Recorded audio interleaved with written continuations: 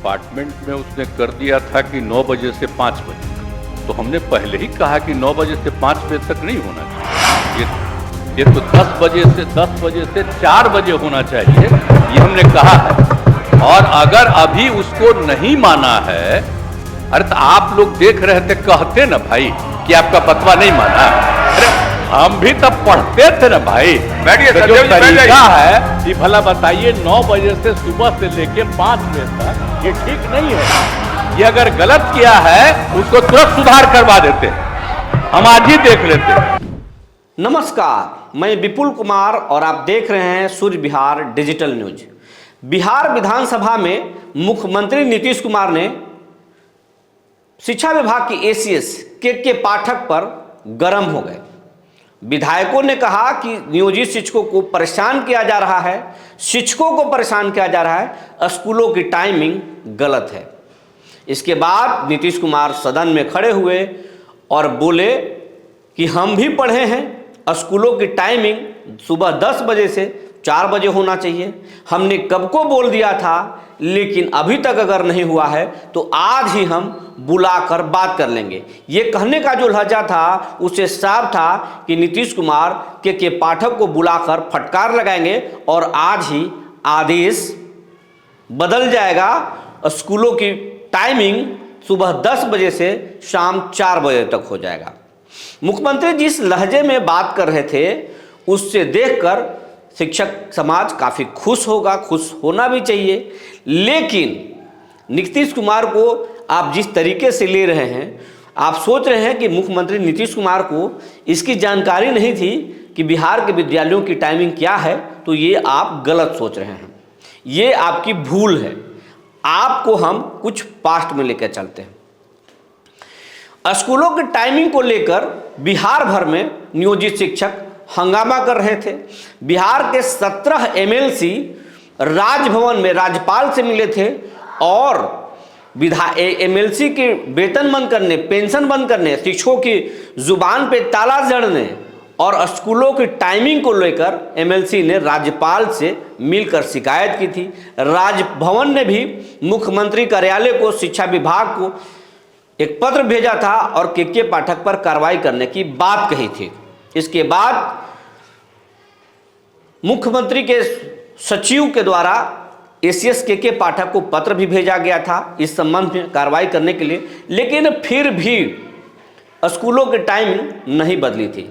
अब सोचिए, जब इतना कुछ हो रहा था तो मुख्यमंत्री को जानकारी कैसे नहीं होगी, जबकि निगरानी की रिपोर्ट रोज मुख्यमंत्री नीतीश कुमार लेते हैं। रोज सीआईडी क्या कर रहा है, किस जिले से क्या फीडबैक आ रहा है, कौन सा विधायक क्या कर रहा है, कहां पर कौन सा आंदोलन चल रहा है, सरकार का क्या स्थिति है, ये सारा रिपोर्ट मुख्यमंत्री रिव्यू करते हैं रोजाना। अगर 1 दिन 2 दिन बीच हो गया तो कोई बात नहीं, लेकिन वीकली रिव्यू नीतीश कुमार जरूर करते हैं। तो इतने दिनों से स्कूलों की टाइमिंग को लेकर हंगामा मच रहा था, तो फिर नीतीश कुमार को जानकारी कैसे नहीं थी, ये सोचने वाली बात है।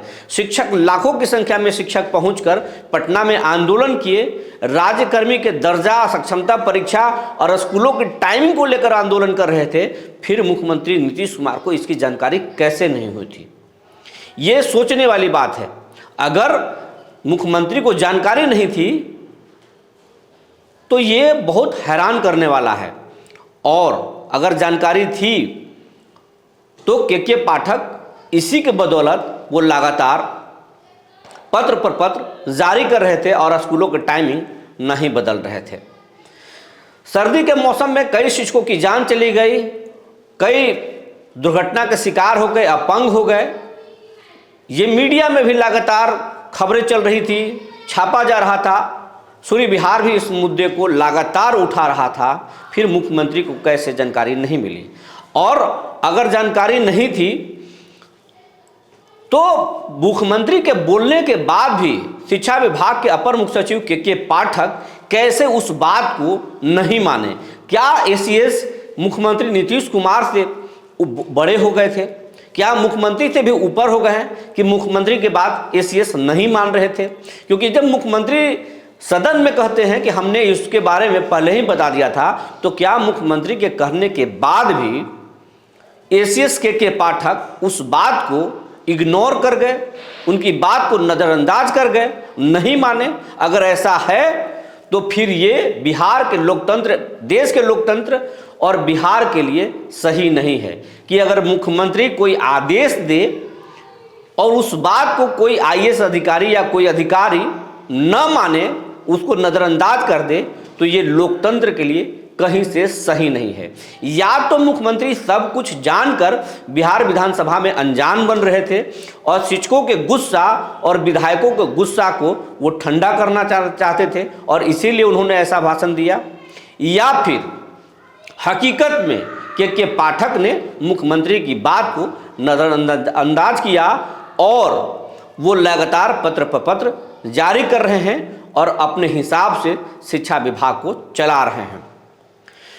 जो समान तरीके से जो दिखाई दे रहा है उसके अनुसार मुख्यमंत्री नीतीश कुमार को स्कूलों की टाइमिंग की पूरी जानकारी थी और एसीएस के पाठक मुख्यमंत्री के बर्खास्त मिलने के बाद ही ऐसा कुछ कर रहे हैं। लेकिन अभी फिलहाल जो खुफिया रिपोर्ट मिला है मुख्यमंत्री को और सरकार को कि शिक्षक आंदोलन किए हैं और आगे भी आंदोलन कर सकते हैं, शिक्षकों में गुस्सा पनप रहा है और वो कभी भी विस्फोट हो सकता है। और जो के पाठक कर रहे हैं वो न्याय संगत नहीं है, इसीलिए सरकार की हार हो सकती है और शिक्षकों की जीत हो सकती है। और शिक्षकों की संख्या, सिर्फ नियोजित शिक्षकों की संख्या 4.25 लाख बिहार में है और उनसे जुड़े करीब परिवार करीब 20 लाख हैं। तो 20 लाख वोटों का नुकसान लोकसभा चुनाव में उठाना पड़ सकता है एनडीए सरकार को और इसका सबसे ज़्यादा नुकसान जदयू को हो सकता है क्योंकि जदयू को शिक्षक टारगेट कर सकते हैं।